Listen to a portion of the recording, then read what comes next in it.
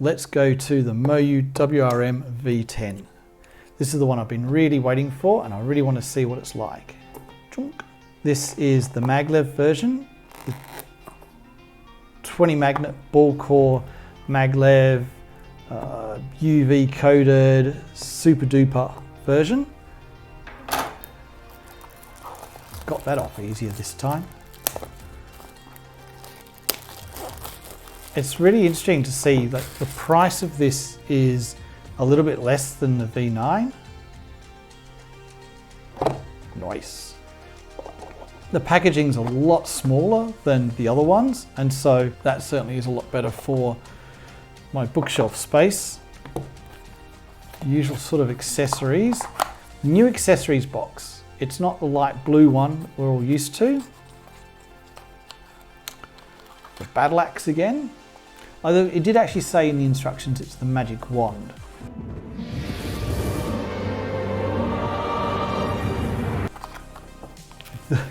The same how to solve a cube instruction document, which I promise I will read one day in English. And oh, these are slightly different. We've got this guy. I think that's Yushengdu. Was that the builder? Oh no, that's. Oh, I don't know who that is. Just then. So the phone conked out, and I recorded all this stuff on the V10, and it was just a practice run, it seems now. So coming back to the V10, has a really nice UV coated glossy outside. It's very smooth, and it does feel very slippery. It reminds me a bit of the YS3M, which I have in my last video, which you can watch here. The magnets are super grippy. They're not as strong as the YS3M. They're not as strong as, they're stronger than the RS3M V5.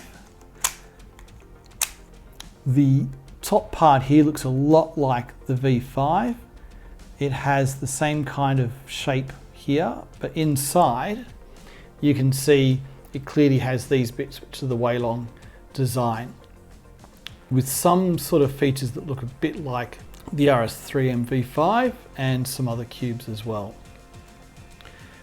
Most importantly, I wanted to see what's the corner twisting like, and it's a bit hard. It definitely isn't like the V9, which corner twists super easily. I think if you loosen the tensions up a lot, it'll become a lot looser, and you probably will have a problem with corner twisting, but it definitely feels like it's much less likely to happen.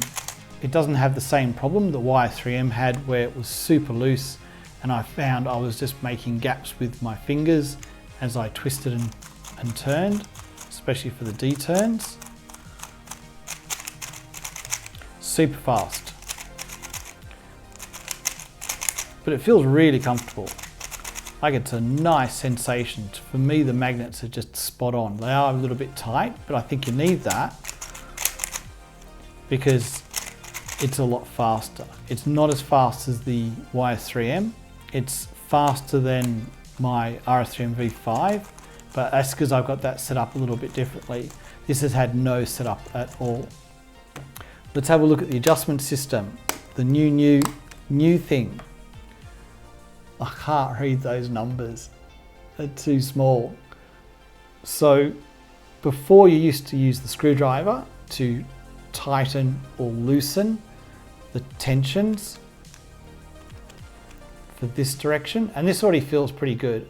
So I don't think I'd be going for any tighter, but I can't read the numbers for what's there. So the previous cubes, you would use this tool and go this direction, anti-clockwise, to adjust how tight it was in this direction.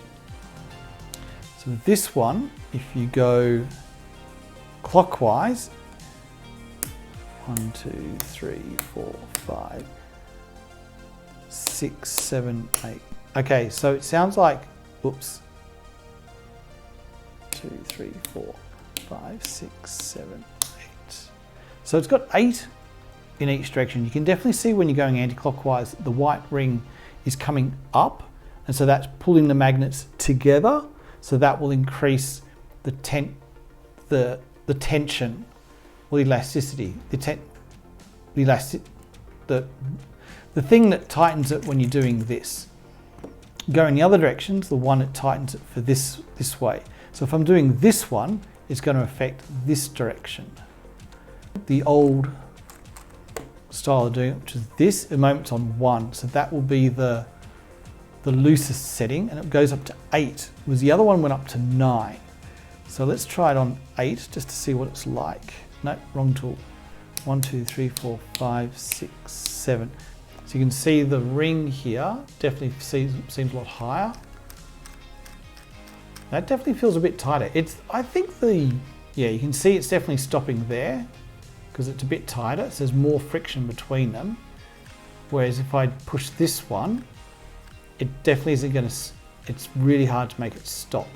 So that's too much friction and you lose the benefit of the internal magnets. So let's put that back down to 1. Yeah, so that definitely feels better.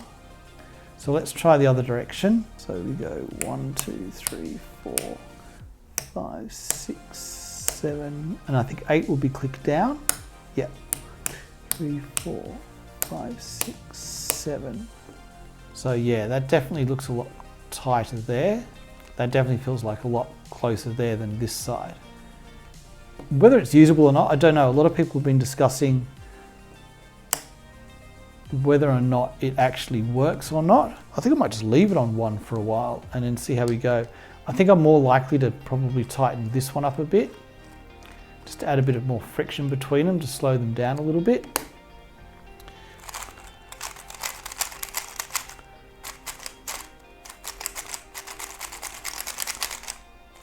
Oops, but it does feel really good. It's been about 1 week later. Since I opened the MoYu WeiLong V10, and I've been giving it a run through its paces, a couple of 100 sols, try and see how it's going to go, and it's been pretty good. I've been a lot faster at it. It seems to be a bit of an easier turn, a bit more of a comfortable cube to turn. Okay, so here's the 3x3 review of the MoYu WeiLong V10. Roll film. Hey everyone, it's been a week and I've had a really good time with the MoYu WeiLong V10, which you can see here. It's a great cube. Compared to the RS3M V5, the V10 feels to me really similar. There's a lot of similarities in the piece design and so on, but the internals are really different. Some of the main differences are just to do with the magnets on this one and also on the new tensioning system. So here we'll go through a lot of the specifics of the cube, what's different, what's new, and we'll have a look at the inside as well. Okay, first up, I've got some of my best times on this cube. It seems to be achieving about a 10% faster time than the RS3M V5, which when you start getting down to the lower times for me, around 25 seconds average, that's a really good improvement just by using a different cube. The main thing I've noticed is it's a lot more responsive on the turning and on the stopping. So I can push it a little harder and not worry about it skipping over and making mistakes. I've now set this up how I like it, similar to the RS3M V5 and other cubes, and I'll walk through what I've done for that. Let's go ahead and adjust the cube and I'll show you the preferred settings that I'm using. Might be different for you, but I'll show you what I've got and I'll explain why I like to use those ones. So let's get the caps off first, and they're really hard to get off, which I guess is good because it means they're not going to pop during a competition. Not that a cap coming off on a 3x3 is a problem during competition, but anyway. So here's the new design for the adjustment system. We have clockwise and counterclockwise adjustment. You use the magic wand, and in the notches here, we use the tool for here. So we don't need to use this one or this one or this one. So you can use these with the older cubes, and you can use that with some of the models that have adjustable magnets, like the Pyraminx and the version 8 of the WRM. So to adjust the tension this way, we put it in and turn clockwise. There are 8 settings, and you can hear it make a bit of a change and a click, and it feels a little bit different when you get to the bottom. If you look at the notches just here and the numbers just under them, which are a little bit hard to see, those are the numbers for the adjustment for the tension this direction. In my settings, I have 2 for the tension, although I do tend to come back and forth on that depending on how I feel. For the second setting, the elasticity, and that refers to essentially when you're turning it, how much friction there is between the 2 layers, because it's how much the magnets here are pulling together or pushing apart, and affect basically how fast you can turn. A tighter elasticity means it turns a bit slower. On this cube, if you turn it up too high, then effectively you lose that advantage of all the internal magnets, and it just turns into what I think is a bit of a regular cube. Again, for elasticity, it's counterclockwise, and it hears quite distinct click, and the cap here pops down when it gets set back to 1. And for me, I have it on 2. So I have 2 clockwise and 2 counterclockwise. And at the moment, that's how I like it. Depending on the competition or the day or whatever, I may change my mind. Next, for the setup, for the lubes, I'm using FC Calm, which just helps to slow down a cube a little bit and gives it a nice smooth feeling. I find these don't last as long as I would like them to. The FC Calm and the FC Rush, which is the same one with just a bit of water in it to make it a bit faster. They're really, really good. They're not silicone based, but there's something about them that to me just makes them feel like maybe they don't last as long as I would like them to. Lubes are really affected by the temperature. If it's hot or cold or humid or dry, they do tend to behave a little bit differently. I find in a warmer environment, like in a heated room, this performs really smoothly and really well. And when it's cold in winter, like it is now when I'm making this, it doesn't feel so great. The other lube that I used was a little bit of Mystic, just because I like the feel of it. I can't describe it any other way. That makes it just a bit softer and a bit smoother in the turning. I didn't use the MoYu number 2 on this one like I did for the WireS3M, because I just felt like having a bit of a change. So I tend to also not use a lot of lubes, so it's really nice to turn now. It's very comfortable, it's very smooth. I'll show you the inside pieces, and I found it, because like for example the corner twisting is really tight now, and it's not going to happen at all like it does on the V9. In order to pull the piece out to show you, I found I had to loosen it completely. 1, 2, 3, 4, 5, 6.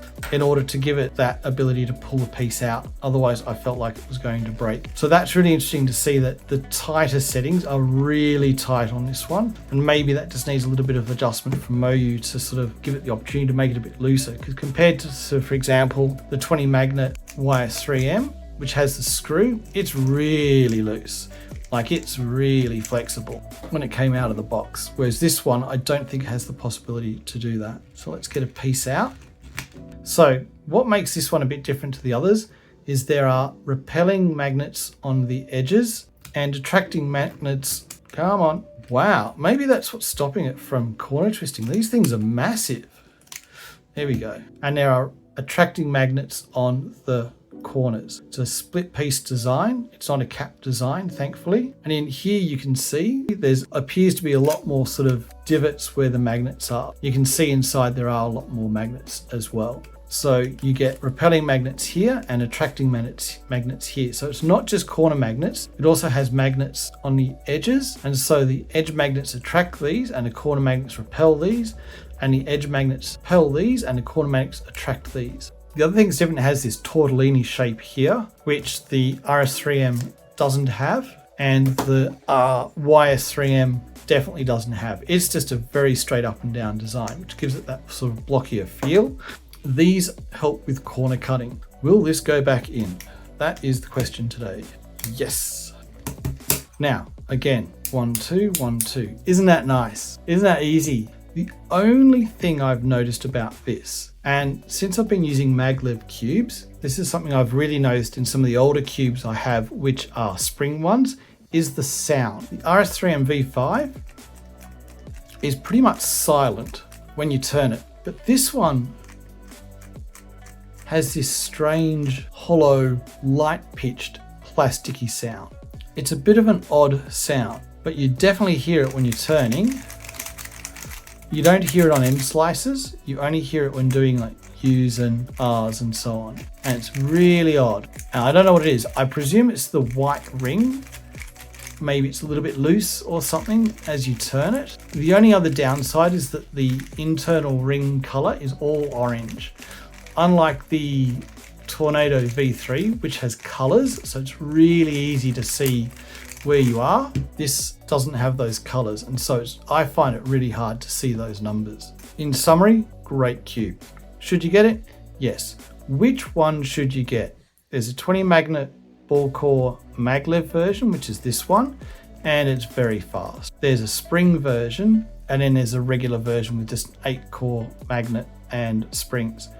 I think if you think the maglev is too fast, then you can use some lube to slow it down or make it just a little bit tighter, and you'll get the same effect as the springs. I don't think the friction of the springs adds that much to the turning, but I've been using maglev for quite some time now, since I started cubing, and I'm quite used to it, and I'm not very fast anyway, so it doesn't make a lot of difference to me. Or just buy both, spring and maglev, and then you've got a main cube and a spare, so you've got something to turn whilst your cube is off getting scrambled. That's my review. Great cube, and I will see you in the next video.